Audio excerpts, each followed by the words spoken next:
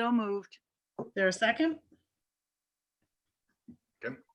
All right, first motion and seconded. All those in favor? 1, 2, 3, 4, and 1 absent. I will take a motion to now open the public hearing. So be it. There a second? Yes, Second. yes. All right, all those in favor? 2, 3, 4, 4, 0 against.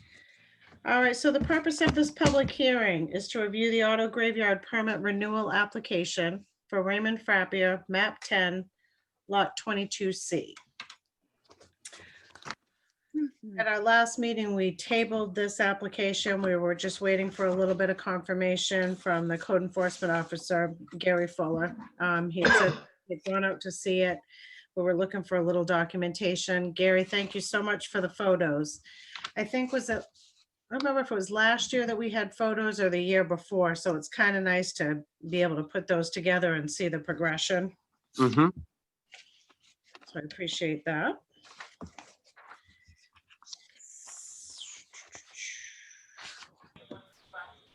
Gary, do you want to lead, or Anthony? Who wants to take off on that? Well, I'll just make a brief statement, and that is that Gary, as I mentioned in the memo, did go back out on November the 19th and re-examine the property, took the photos that are included in the packet.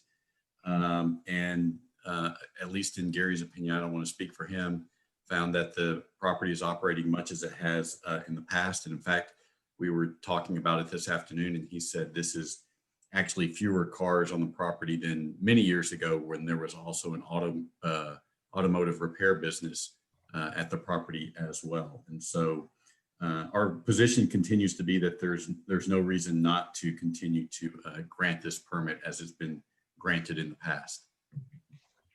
And Anthony, as you said, there is actually less vehicles there that I've seen in the past years. Well, I'd make a motion that we accept this application. Is there a second? Motion and seconded. Is there any more discussion?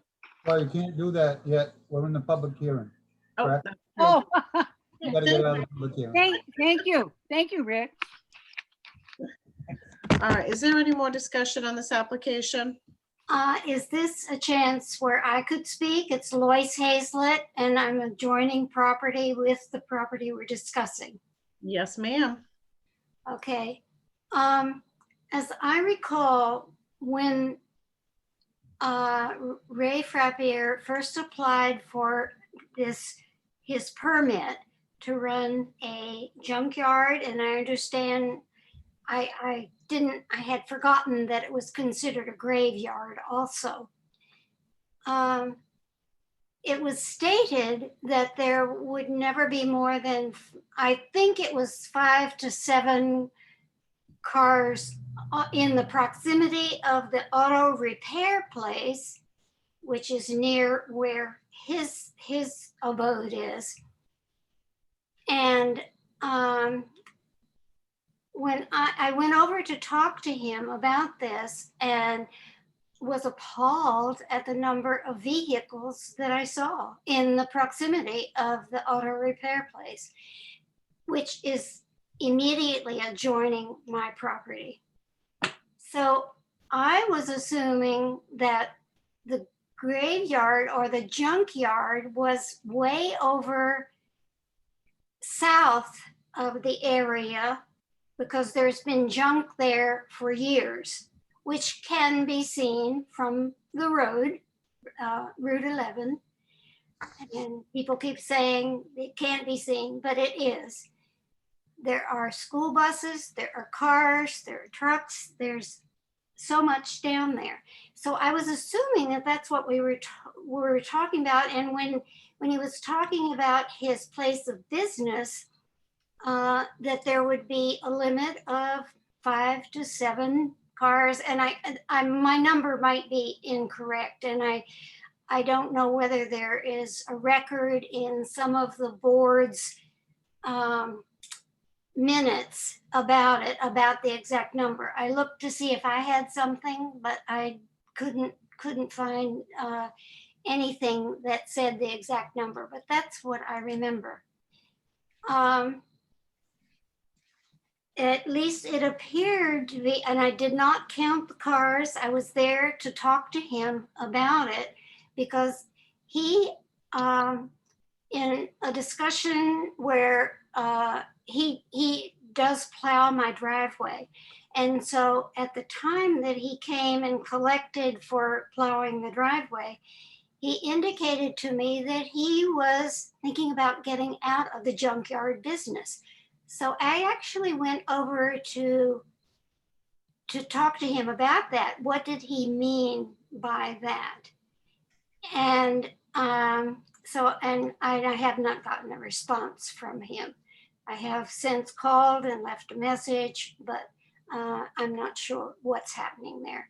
So my question is, what happens to all of those cars that are there when after he has taken all of the parts off of them that he needs for the repair work, which I understand he is not doing that anymore, but somebody is in the garage doing it.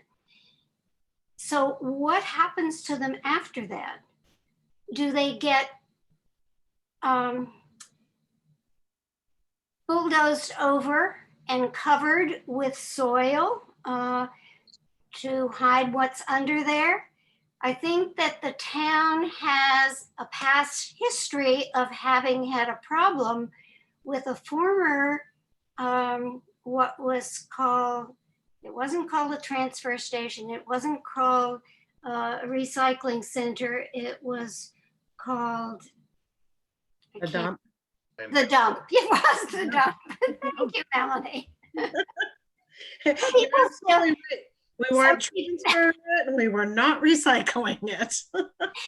Some people refer to it as the dump even now, and I'm always correcting them. No, it's a transfer station. It's a recycling center. So anyway, what's going to happen to all of those cars that are there?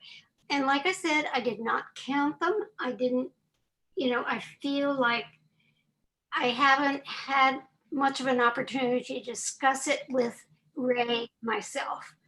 And he never seems to come to any of the meetings where his application is. And so, I might be remiss. It's a terrible looking mess. And the pictures, I looked at the pictures thank you, Gary, for taking some pictures. You're welcome. But I don't think it really shows what is happening over there. It's a lot to contend with, and we might be contending with this for years down. I don't know how much we spent on the former dump that we have had to clear up over, that we had to contend with problems of things resurfacing, which is what's going to happen if dirt is just put over these vehicles and they're left there. So it's not a pretty sight when it's next to your property. I think that the town has a responsibility to take a look at some of their guidelines for something like this. So I ask that we do that. So Melanie, if I may, I can answer what happens when this is no longer a junkyard. So this permit that you guys are considering tonight allows for the storage of junk vehicles on that property. I mean, it's a permit for an auto graveyard and junkyard.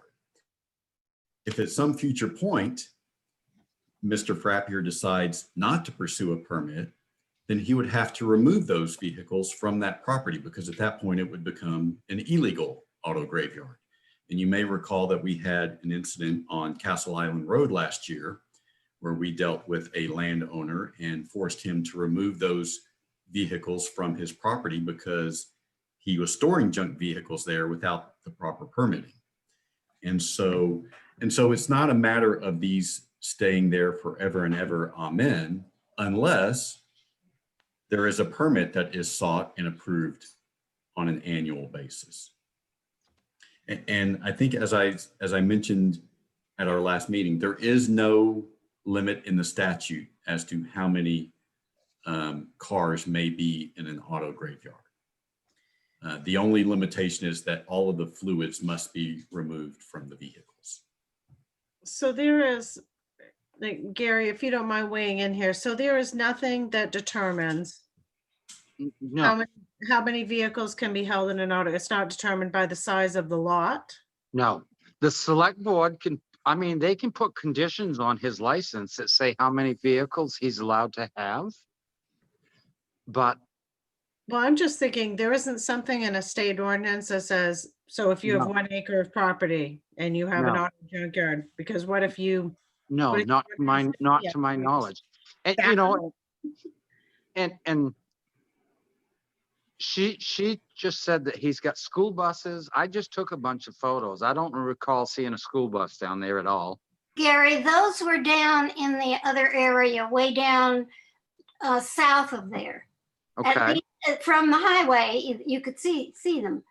And I know that there in the past, in the not too distant past, there were things that were dumped on the lot or the lots. Mhm.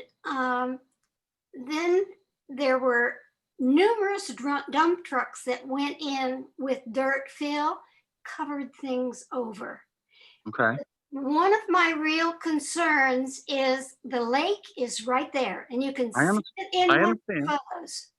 Mhm. And I'm concerned about the lake because what's down under there is going to leach out into the lake at some Mhm. point.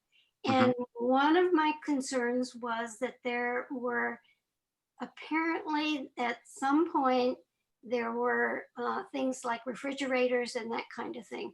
And that's not good to leach out into a lake. I understand. You mentioned earlier that Raymond doesn't run the garage anymore, but somebody else is. Somebody else works there, I think. No, they don't. They don't. Okay, I don't know. When Raymond closed the garage, his son operated it for a little while. Okay, And- and that's what And I'm then his son went to work for DOT as a mechanic, right. and there's nobody that works in the garage anymore. Okay, so that's why it was so empty. I couldn't Yep. figure out And how. there's fewer vehicles there that I have seen in the past. Uh, I, mm, I, I'm I not. I don't go over there every I year. understand. But- But Listen to me. I inspect this on a yearly basis. And this year is the least vehicles I've seen in that dooryard. well, that's good news if that's true. But Mhm. there are still a lot. And I'm concerned about what's going to happen with them. What he does, he'll take a junk vehicle and he'll take the parts out of it. He'll take the Yeah. motor, he'll take the transmission. And when he takes the parts out that aren't resaleable, he has somebody come in and they crush the car and they haul them off. So they So really if- do haul them off. So if he's burying vehicles, I have no evidence of that. I've never No, seen. I don't know that he's buried vehicles, but I know other things have been buried there. And Okay. also, if there's nobody working in the garage, are they still taking things out of these cars? I mean, are they just brought there? I don't understand that. I don't know either, but his license that he gets from the state and his license that he gets from the town really doesn't indicate how long a vehicle could sit there before he takes the motor out or the transmission out. Okay. Uh-huh. And it doesn't specify how many cars. Now, like I said, if the select board wants to put a limit on how many cars he's got, they're welcome to do that. And But- I thought that was done years ago when he first Well, applied. And if it was, every license is for 1 year, okay? So it would have only affected him for 1 year. And if they didn't put that same condition on the second year, then he doesn't have that same condition. Okay? Yeah. I guess I was just trusting the system to not make changes without letting at least an abutting property owner know. Well, I don't, And it might be I don't think we've made changes. I don't think we've made changes. Actually, I think he's got less vehicles than I've ever seen there since I've worked for the town of Belgrade.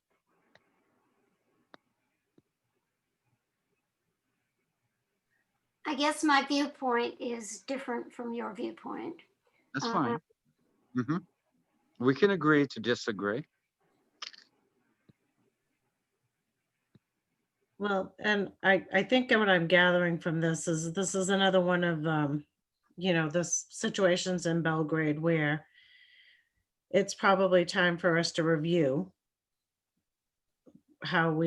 what we use for the junkyard and auto graveyard permits and take a look at them, look at our parameters. We haven't done it as long as I've been affiliated with the board. So it's probably high time. I'm afraid we're probably coming up on what we were doing with the library, where we tweaked a little bit and Mhm. 5 years went by. So, And that's fine. I mean, that's up to you as a board. well, and it never hurts to review something because what may have been pertinent or Yep. important, or legal in 1985 or 1995 may not still be in 2020. So, I it's understand. not a bad idea for us to just look at it. And we'd love for you to be involved, Gary. Oh, I'm always involved, Mel. I'm always involved. I know you are. No, I meant if we're looking at it and looking at possible revisions, Hmm. love to be able to bounce some stuff We off. really don't have an ordinance that deals with auto graveyards. We follow the state law. We follow the state of Maine auto graveyard law, which doesn't determine how many vehicles you're allowed to have. If you have a junkyard or a junkyard license, it doesn't say you can have 15 cars or you can have 20 cars. But you as a board, I'm sure, can place a condition on him. But truthfully, I don't think he has more than what the board places the condition years and years ago. Okay. Well, so maybe it's just one of those things we've got to, take a look at. And maybe it needs to be one of those things like, how many you can have there depends on lot size and, Mhm. other things that, Oh, we could certainly do that. I mean, yeah. right, cool beans. All right, does anyone else have anything that they'd like to say about this before we go back into the select board meeting? Maybe I can help a little bit on this. Miss Hazlett, I don't know for sure, but I'm pretty sure that Ray's brother Francis also has a junkyard permit. Maybe Gary, you can help with this. He does, yes. Maybe where you're seeing the buses and stuff. So I don't know if that helps you out at all. That might be, but I thought that Francis's was on the side of the road where he lives, which is the other side of 11. Right, and I think years past, because I've I've had dealings with Ray, probably like everybody else in town. But as far as I understand, Francis has the junkyard on the other side where the He bus. does. And that That's- might be true. That's right. That's what you see from the highway. I knew that, but I thought that he had one over at his place, but maybe not. Right. No, I've he never does been up not. It's on the other side of the road behind Bobby's house, where Okay. Bobby used to live. Okay, right. And- Well, that's nice to get that information because I Mhm. didn't know that. Well, and personally, I would share the same concerns about what is underground at that location, but that's really all I had to chime in on. Thank you. Thank you very much. I have had concern for years but it's just gotten to the point where it really needs to be addressed. And I'd appreciate you keeping in touch with me, about what's happening. I stay out of the woods a lot now, so I'm not over there frequently because I have woods between him and me. but, and I say out of the woods because of the ticks, quite frankly. But I will try to pay more attention to exactly what's over there. Okay, that's fine. That's fine. If you wish to take photos too, Lois, you could I feel that that's so invasive. add to the photo collection if you so desire. Is that okay though? I mean, I don't know. I feel like it's so invasive. He is a neighbor, and I just feel like I'm being a little intrusive to do that. Well, I didn't say you had to. I said you could. Thank if you. wished. You know, that would be your own choice. Thank you. But- All right, I'll take a motion to close the public hearing. So be it. All right, Ricky moved, Ernie seconded. All those in favor? All right, 4-0, one absent. Okay, I'll take a motion to re-enter the select board meeting. So be it. Second? Second. Yeah. All right, all those in favor? 4-4, one absent. Melanie, Yes, are we gonna vote on his license? that's what we're gonna do now. Okay, thank you. You're welcome. All right, so I will take a motion on the approval of the automobile graveyard and junkyard permit for Raymond Frappier. So be it. Second, All right, moved and seconded. Kathy, how do you vote? yes, Ricky, how do you vote? Yes. All right, Ernie, how do you vote? Yes. All right, 4 yeses, 1 absent. And Lois, I can't guarantee we'll do anything until after the new year because we've got to get through the budget process, but it certainly is something that you've asked numerous times that we take a look at, and I think it's time that we just make sure that we're in compliance and, if maybe Belgrade needs a little bit of tweaking. I mean, an automobile junkyard in the middle of somewhere where you're not surrounded by lakes should have different parameters than one in a lake community. So, maybe it's time that we do see if there's tweaking that needs to happen. Okay. All right, moving right along, we have old business. Oh, sorry, we have public comment. Is there anyone here who has anything that they would like to discuss? Carol? Oh, can't hear you, hon. You're muted.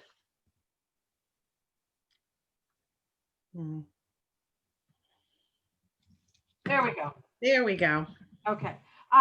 I'm speaking actually on behalf of Christine Merkins, who's our chief health or our town health officer. There has been a lot of discussion about, and the select board had made the decision not to clear the sidewalks in the village. And there's a lot of discussion amongst a group of us. Christine is very concerned from a health point and an activity point.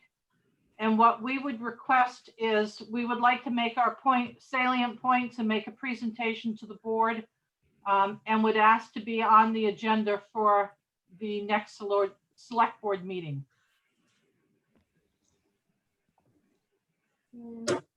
We can take a look and see what the agenda looks like, and if it's not too hefty, we can certainly look at adding another agenda item. Okay.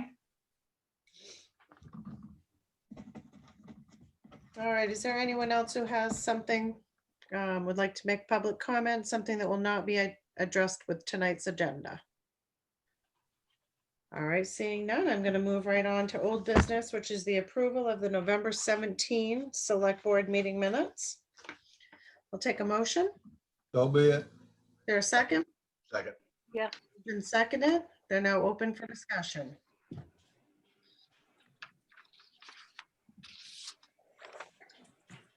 All right. All right, seeing no discussion. Ricky, how do you vote? Yes. Ernie, how do you vote? Yes. Kathy, how do you vote? yes, All right, 4 yeses, 1 absent. All right, moving along to new business. Aaron, we finally get to welcome you. This working for a living thing's not. Yeah, This working for a living is interfering with your volunteering. yeah, in my social life. What is that? Nothing really. All right, so first up, we have Aaron Pileski, who would like to become a member of the Board of Parks and Recreation. Make that motion. I'll Second. second. Is there any discussion?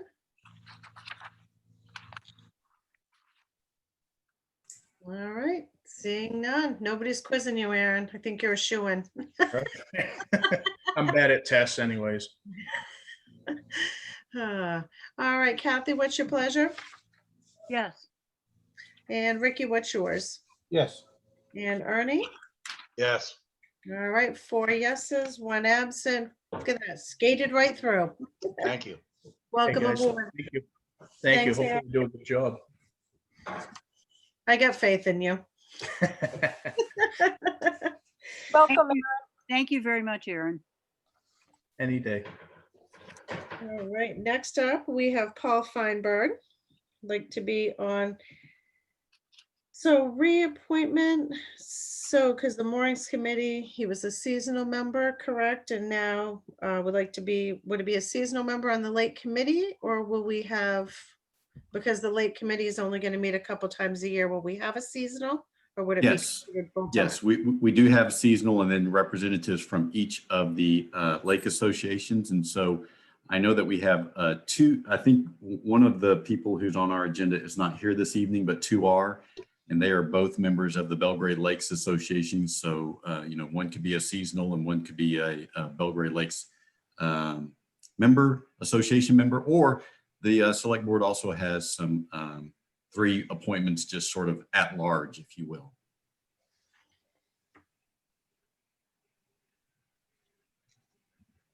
Hello?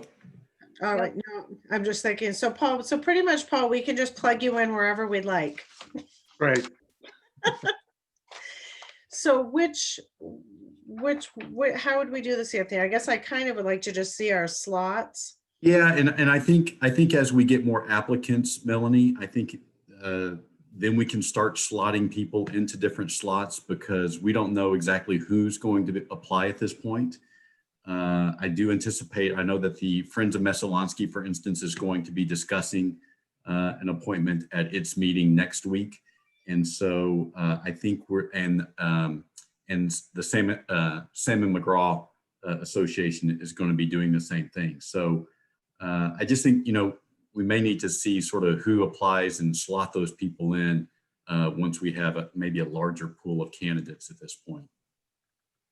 Okay, Paul, stay tuned. I do. All right, I'll take a motion on Paul's application. I have a question. I can't, excuse me, Paul, I can't read your writing. I can't either sometimes. Okay, you sure you're not a doctor? You had a BA and a JD, practice law, 20 years in Massachusetts, and then And I did real estate development, commercial real estate development and okay. management. thank you.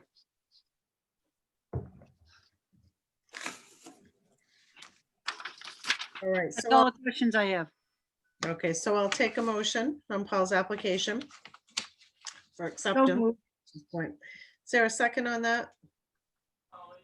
I'll second it. All right, is there any more discussion on this? All right, seeing none. Ernie, are you still there? All right, I don't see, oh, there you go. Sorry. Ernie, how do you vote? Yes. Kathy, how do you vote? Yes, Ricky, how do you vote? Yep. All right, 4-4, 1 absent. Welcome aboard. Thank you, Paul. Thank you. All right, now, Kathy is not here, so I will take a motion to table Kathy McKelvey's application to the next board meeting. So be it. Moved and seconded. All those in favor? 1, 2, 3. Ernie, stick your hand in the picture. Okay. All right, 4 for tabling, 1 absent. Moving right along, James Hillier. And James would like to be on the Lakes Committee. I will take a motion to review the application. Yes, Okay, I'll second it. All those in favor of that part? 1, 2, 3, 4. All right, James's application is open for discussion. Does anyone have any questions? no, it's typed out. I can actually read it. Took me a second though to find the name spot. I was like, it was so neat. I know. That's probably the neatest one we've looked at ever. All right, semi-retired. We love that. We don't let anybody retire in Belgrade. Just ask Kathy. Jesus. It's like, oh my God. All right. Jim, do you have anything to say? No, I just had a positive experience on the mooring committee and worked well with the committee and Anthony and thought it would be a good opportunity to continue in that vein in a broader scope. Great. We appreciate it. Thank you. All right, if there's no more Next discussion, background. Kathy, what's your pleasure? Yes, And Ernie, what is yours? Yes. Ricky? Yep. All right, 4, 1 absent. Welcome aboard, Jim. All right, thanks all. thank you, sir. Thank you for willing, thank you all for being willing to step in and volunteer. I know it's tricky, but we appreciate what everybody does, It's more tricky. than you know. You have no idea. Oh, trust me, I do. You have no idea how tricky it can be. Oh, all right. Next up on the agenda, we have the consideration of the special request petitions for inclusion on the 2021 town meeting ballot. So petitions have been received by the town of Belgrade for Sexual Assault Crisis and Support Center, literacy volunteers in the Waterville area, Spectrum Generations, also known as the Central Maine Area on Aging, Belgrade Lakes Association, Friends of Messalonsky, Seven Lakes Alliance, and McGraw Pond Salmon Lake Association, which is a joint one, and hospice volunteers of the Waterville area. So what each of these signatures, the number of signatures has been validated by the town clerk. So we have no choice at this point. We will take them individually and accept them to move them forward to the town warrant. Make that motion, we do that. I All don't right, take them all at once. what's that, Rick? I said, I don't care if we take them all at once. They're all been validated. Yep, I'm good with all at once too. I looked at them and but as far as I'm concerned. All right, so your motion is that we take the block of 5 and move forward with putting those on the town warrant for the 2021 town meeting. Absolutely. We don't have a choice because they have got the signatures already, but that's my recommendation. Okay, is there a second to that? Ernie, had you seconded that? Yes. Yes. Okay. All right, is there any further discussion? Seeing none. Kathy, what's your pleasure? Yes, All right, Ricky Yes. and Ernie. Yes. All right. 4, 1 absent. All right, next up, we have the consideration of the updated town employment guidelines. We kept punting this one down the road a little bit, but we're we're on it now. All right, so I will take a motion to open this agenda item. I'll make that motion. There a second? Kathy seconded. All right, all those in favor of this, opening this item? 4, 0 against. It is now open for discussion. Anthony, do you want to read the blurb? Well, yeah, I can give a brief statement. And let me just also say, I'm having a technical difficulty with my computer right now. I can hear all of you guys fine, but my computer is, the screen is frozen. And so at some point when Dan tries to join us, I may need to end the meeting and then restart the meeting because I'm not able to manipulate my screen Okay. at all right now. So just fair warning to everyone. Maybe we like it this way. Unfortunately, I cannot mute Ernie, so there's. So I'll as see I what I said, can do. okay. So as I said in the memo, you guys last revised this back in 2017, and so I think it's good just to look at these every few years, and so that's what we've done. Most of the changes are simply grammatical in nature, and you see the bulleted points in your memo that are the substantial changes. And I can explain each one of these if you'd like. What's your pleasure? Do you want me to go through these bullets real quick and explain the thinking behind the changes? Yes. Okay, so the first one is the end of courtesy interviews. And currently the policy says that if you are a Belgrade employee and you apply for a position that you are automatically granted an interview. I've never been a fan of courtesy interviews. I actually think they're discourteous to some extent in that you're interviewing someone, perhaps giving them false hope for a job for which they are not qualified. And I'll give you a perfect example. If for some reason our facility maintenance director were to leave and I were to submit an application, you should not grant me an interview. I am in no way qualified to do that job. And vice versa. If I were to leave and he were to put in an application, I don't think you should interview him for the town manager job either. And so I just think that's, as I said, I think it's more of a discourtesy than anything else. And I think it just is a waste of, people's times and extends a little false hope. As far as the candidates, right now, we do submit candidates to a background check and then a physical exam if they're working in something other than an office setting. So for instance, we just recently hired a transfer station worker and he passed the little physical exam that they do at our preferred workplace healthcare provider. I'd like to add a drug screen. I was frankly a little surprised when I hired on here and was not asked to take a drug screen, particularly for people who are working with heavy equipment or in a safety sensitive job. I think that's a good idea, and that is a service that is provided at a low cost by our preferred workplace health provider. This is something that we have approved last year, a preferred workplace health provider. We want to put it in the policy that employees injured on the job must go to see the preferred workplace health provider. The next bullet is the end of 15-minute breaks and 30 minutes lunch breaks. That has not been the practice apparently for quite a long time. The practice has been for employees simply to take a 1-hour lunch break with no coffee breaks or smoking breaks or anything, if you will, in between. And then our transfer station and facility maintenance employees may sign a waiver foregoing their lunch break. And some of those do and some of them don't. We also have currently in the policy a cap of 40 hours of accrued comp time per year. People, but I think that there are 2 exceptions. Oh.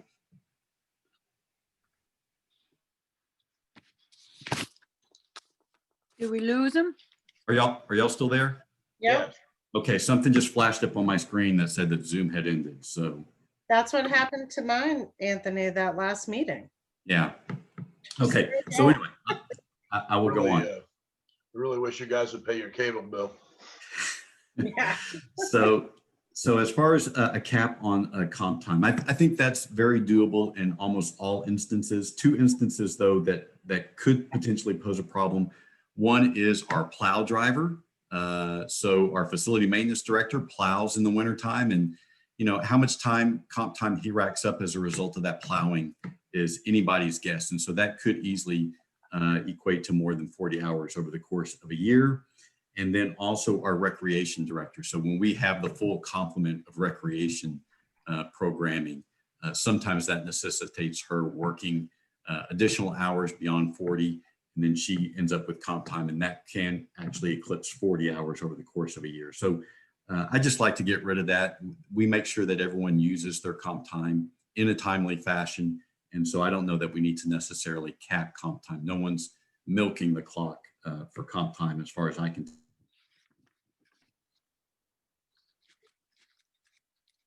Okay.